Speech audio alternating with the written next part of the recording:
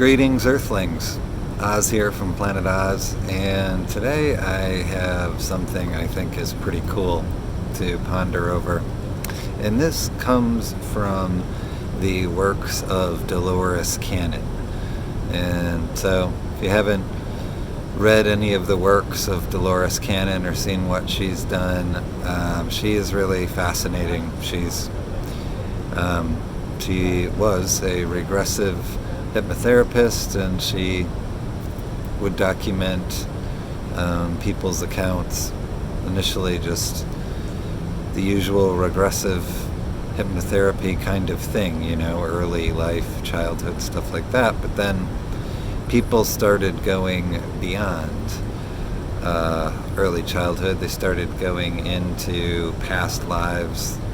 They started talking about past lives, then they started talking about what happens in between one lifetime and the next one. And ultimately, different people with very different backgrounds and very different stories were telling her pretty much the same thing about how this works. So anyway, if you like the topic of reincarnation and past lives and regressive hypnotherapy, it's like, I don't know, it's really cool. You should definitely check it out. But anyway, so there was an aspect that's come up more than once. I've heard this term used where it says pouring into the pattern. And this phrase is used by people who are under hypnosis. They're talking to Dolores Cannon and they're telling her about their experiences in between lives, and they'll use this phrase, pouring into the pattern, and it refers to this time from, let's just imagine, we're just speculating all ideas here. So, but just imagine for a moment that if this realm is a reincarnative design, and you're here, and then you have a time in between lives where you sort out what you did during this one, and maybe you get yourself geared up for what's coming in the next one. Maybe there's a period of time in there that's just kind of like a break. But when the time comes and you are for sure going to do another incarnation, you're going to take another run at life down here in the third density, so to speak, when that moment comes, when that decision is officially made, a sequence of events sets in motion, which this is what they're referring to when they say pouring into the pattern. So, I don't know, to me it called up images almost like, some sort of a quilt or fabric being woven, and you're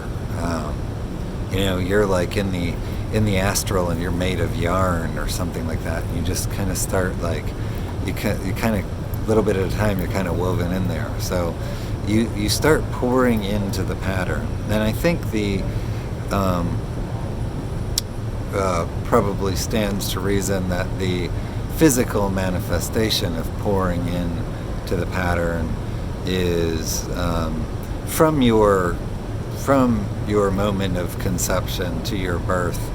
There's that phase where it's just like basically through the umbilical connection there is a pouring in. So you are pouring into the pattern of this reality. It could be thought of, I think, one way. That's kind of a metaphysical way of thinking about it. You're pouring into this reality metaphysically, and it's manifesting as pouring into the reality in the physical sense, pouring through the umbilical out into becoming this being, and then being born. So there's kind of the metaphysical, and then there is the physical aspect of it. But when it comes to the spiritual aspects, that gets very interesting, because the way people describe it in these books is they'll say that this process of pouring into the pattern could begin, pretty much from the moment that the person has decided that they're going to incarnate again. But when it ends, was surprising, because they'll say that various people told her that they didn't fully assume their presence in the ego body, that they're walking around this planet. They didn't fully assume that until about 5 years of age. So that presents a lot of questions, doesn't it? Yeah, it's very interesting, and I've thought about it quite a bit. I first came upon this some time ago, and so it kind of makes sense. It does make sense. It was the first descriptions that I heard or that I read were talking about a kind of phase of possibly going forward with their incarnation, or possibly they weren't sure. It was kind of like a situation where the soul was having cold feet, I guess you could say. Maybe wanted to bail on the contract. But I guess in some intuitive level, this makes sense up until the point of birth.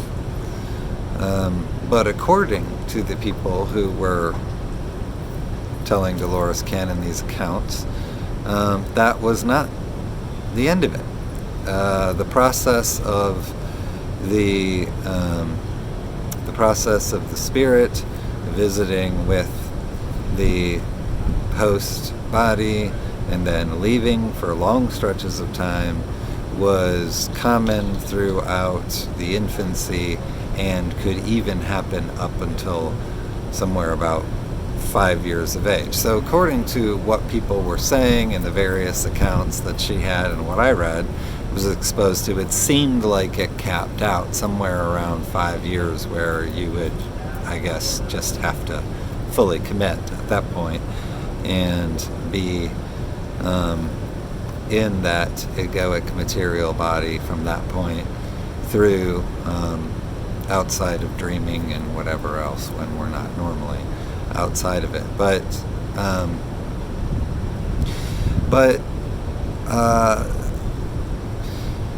it's not such a subtle thing to consider that when these stories are being recounted, it's not just an aspect of how present is the person spiritually within this material body. It's not just the presence. It's actually about the decision of whether or not to stay. So the choice about the family, the choice about where and what this incarnation is going to look like. According to all these accounts, none of these things are surprises to the person who's incarnating, so it wouldn't be that. But it seems like it's more about the step, more about just taking a big step, coming here to learn, to whatever. It's like going away to school, I guess, if you're not really ready to do that. If you're feeling homesick before you even leave home, and you're just like, I can't do it, I don't want to go, whatever it is. So now, that, I guess one could say, is kind of what an experience here might feel like. So you're in this perfect and amazing place, and then you're like, oh, okay, I'll go there to work on this, go there to work on that, go there for some reason, some mission, some purpose. All right, I'll go to that place. And then, but maybe you change your mind. Maybe you're not ready yet. Maybe you back off. And this is possibly, if you look for things to have both a physical reasoning, a physical purpose, a physical manifestation, but also to have a metaphysical manifestation or a spiritual manifestation, then I think it might be one of those things that kind of explains, that could explain SIDS in some cases, if you're looking at the spiritual connection to what's happening there. And again, none of these people who were recounting these stories were saying that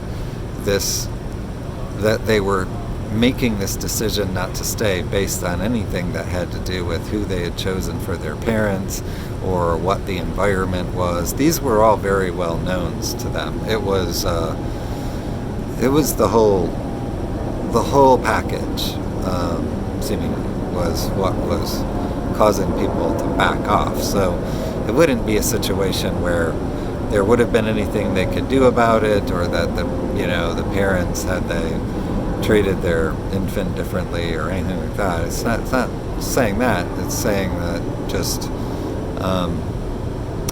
that option is there.